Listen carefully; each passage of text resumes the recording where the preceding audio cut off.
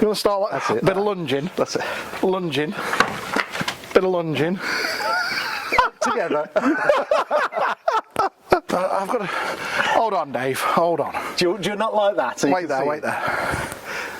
I'm a bit... If I stand here, look, you can't see my head. Well, hang on. Hold on, let me come down to you. That's it. If you stay there... Because not everybody knows who you are. No. In fact, nobody really knows who we are, so it's okay. It's okay, I'll stand like this. Breathe in. You breathing in? Hello and welcome to another video, and today is an exciting day for the ambulance build because today I'm at PWS at Stafford and I'm here with Darren. If you don't know who Darren is, this is Darren. Darren, tell us a bit about yourself and what you do. My name's Darren Newton. I work here at PWS, Precious Washers, over in Stafford. Not only do I repair and maintain pressure washers and industrial cleaning equipment, but I also make them. You actually make them, so... We physically make them, and we do custom stuff, which is why we've ended up talking to each other. So I'm here to help Dave sort him out with all of his kit for his ambulance build. We'll get cracking, and we're just going to do a bit of a dry fit today of what's going to be in the van. So shall we have a play and see what we're doing? Let's have a play. Come with us. This is Dave's fantastically looking frame, made out of Unistrut, which if you're doing a custom home build, Unistrut, as Dave's found, is a perfectly good side profile, which is a perfectly good base for making your frame. So if you're not proficient with welding, Unistrut, I'm sure Dave, when he talks about how he's made his frame, Unistrut actually is a good way to make frames and mount stuff if you're not a welder or if you don't want to be welding. So I've done a video on making the tank frame. Yep. So same principle. Exactly the same. It's the same principle. So what Dave's done here is, as you can see, there's that little X-mounted thing there. That's something new as well, isn't it? That is brand new. So that's a brand new product that you can't find anywhere, not even on our website. We developed it specifically for Dave because we wanted him to tell folk that he got the Skid X in the back of his van, which makes us laugh every time we say it. Which is going to form the base of where he's going to be mounting his engine and his pump. And over the other side, where Dave stood that you just can't see, he's put a mount ready to have your boiler, and you're going to have one of our Alpha HBs, which is an off-the-shelf component, which you're going to bolt straight into there. So the first thing we're going to do, and we're going to transition out in a second, or it might even be on loop, is we're going to start fastening the mounts in to get your... Let's get them in. Get them in. So they're just standard AVMs, rubber AVM mounts. We could actually, Dave, if you want, because of the gap that you've got underneath, it will be easier if we swap them out and put the one with the two ends on, actually, looking at it. Coming to stage one in your build, Dave, what we're going to do is you've already mounted the Skid X to the deck. We've got your AVMs. AVM stands for? Anti-vibration mount. Correct. Well done. So we've got your AVMs. Most important tip for the AVMs is to use a locking nut. Nylock nut. So that these things... That's what I've used on all the bolting down all the Unistrut on the floor as well. Completely high vibration environment this is. And I've also, underneath the Unistrut, I've also put some high vibration matting. Okay. So, which came from the same place as sold as anti-vibration matting. I'll put that underneath also to take a bit of extra vibration out of it. So the skid plate, so the top part of the skid plate that the engine mounts to. So this is what the engine actually sits on. So this is what the engine sits on. So as you'll see, stainless steel. It's 4 or 5 mil thick. It's proper thickness. It's solid, isn't it? It's not going to bend anywhere. It's been bent down on the edges to give strength all the way down the side of the edge. This bit here, so the cutout that you don't see on some of the ones on the market, we have these cut out so that the V-twin engine can sit. So the outer part of the V-twin engine sits here. This will just sit on your AVMs like so. Now, the engine would sit on that. Engine will sit straight like that. And just like in the cookery shows, when they pop something in the oven, here's one we prepared earlier. Here's one we prepared earlier. So this is where the magic happens, isn't it? This is where you're going to gain your magic. This is your va-va-voom, do you know what I mean? We've got a 23 horsepower V-twin Briggs & Stratton electric start engine. So we're talking over 700 cc's of muscle to drive an A&R 3200 pump. Now, we did discuss when we were doing your build that we could have gone to a 3250, but we decided to keep the pressure below 250 bar to make accessories easier to get hold of and everything just easier to work with. So RS 500 box, A&R pump, Briggs & Stratton engine. These are the bits, these are like the best bits that you can buy in the market, all strapped together. So this, you know, you can perhaps buy a car or you can perhaps buy a record player or something, and it's always got features that you really like and then some features that you don't like. Well, with you building your own kit, you're able to pick exactly what you want. So there's going to be no parts on this that you haven't, or we haven't, hand selected to get the build done. So everything's going to be made out of all the right bits. The next thing we'll be doing is we'll be getting your boiler, we'll be placing your boiler out so we can start working on where we're going to put our water fittings and how we're going to connect it up. I need to show you, so the bits that you haven't seen, the nice bits, is we do the funky stainless plates that go on the side of the boiler. So these are add-ons, we don't have them on our website, but it's stuff that we do on our builds. Yeah. The hotbox stand is pre-drilled for these mounts, which gives you a fill and a takeoff if you want it down at the front. Yeah. So you can have a ball valve to empty the tank, which is very just down. You can have it here or there for it to go. Let's go get the boiler.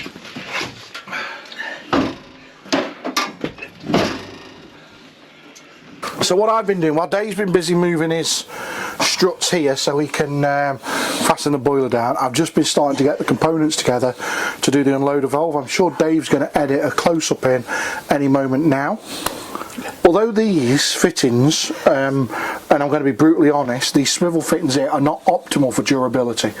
Okay, when they do vibrate, they do snap, they do break. However, without having some form of swivel, and these are the best, these are the fitting to have, if that makes sense. Without having a swivel, you can't maintain or take your unloader valve off or do any work on it once it's built. Right. So you'll often find that manufacturers will build without a swivel for durability, but then when you come to change that unloader valve when you're on a job or everything's built, you've got to take the pump head off, you've got to completely strip everything down. I'm with you. So we fit a swivel just because you're future-proofing, being ready.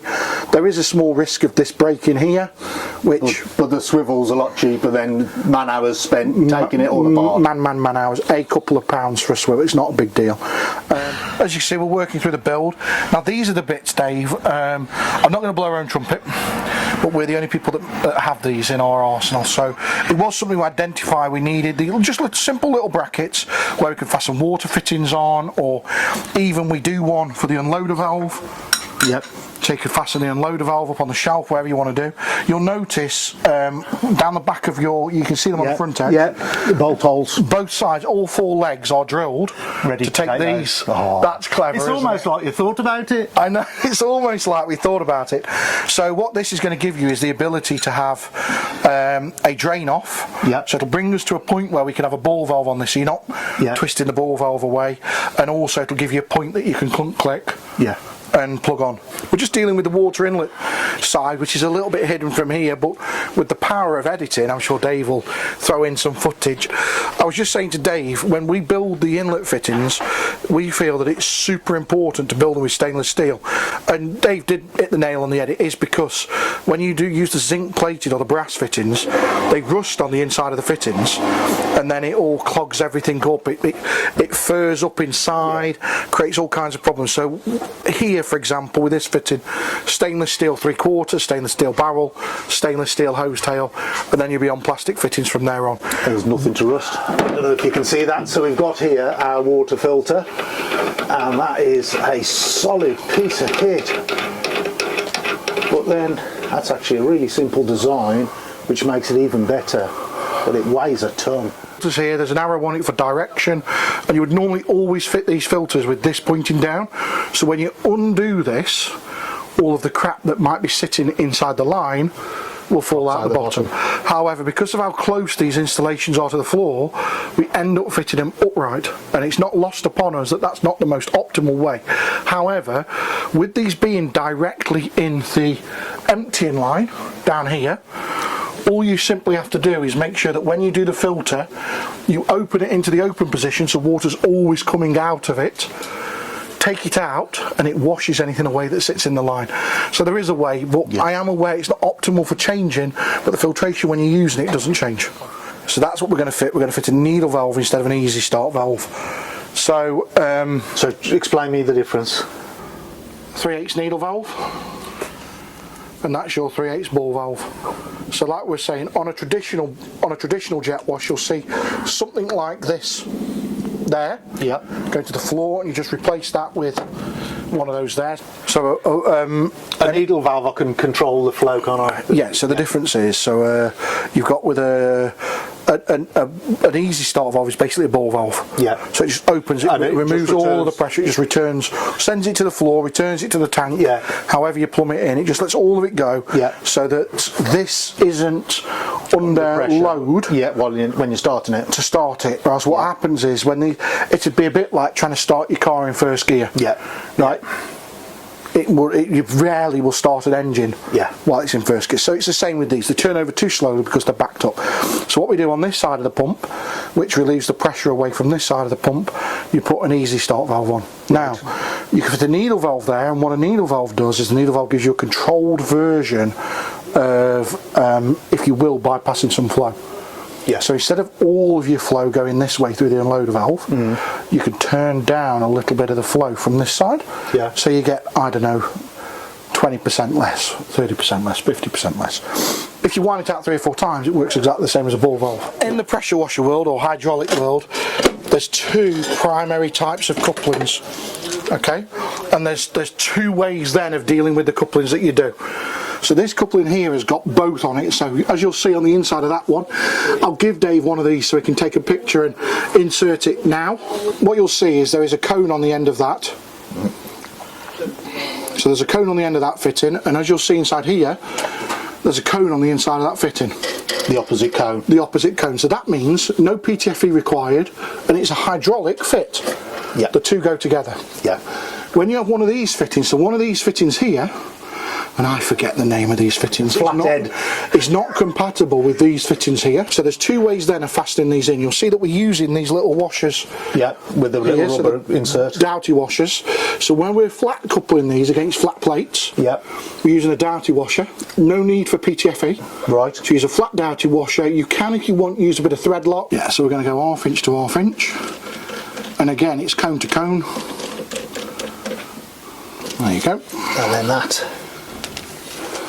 Was that you say that side's 3/8? Yeah, that's 3/8. The other side's 3/8. So it's all neat and nice, and obviously with everything being nice and swivel. So is that's cone to cone as well, isn't it? That's cone to cone. Get in. Apart from it's going dark on us, Dave, it looks nice. So this is where we got to last night. It just got too dark to be filming it, so pretty much everything's in place, but everything's just finger tight, so it's all got to be undone again. The base plate's got to be moved forward, this has got to be straightened up, all the connections are going to be tightened up. As I said, it's just finger tight, just dry fitted, and then I'll have another trip back up to PWS to finish it all off and just commission it. I need to thank Darren, first of all, for building this fantastic machine, and then secondly for helping me put it all together yesterday. I had a fantastic day. Darren's really good fun to work with as well. He's very, very clever bloke, and really knows his stuff. So if there is anything you're interested in the pressure washer world, I'll put a link to their company below, and go over and check it out. So thanks for watching. Bye for now.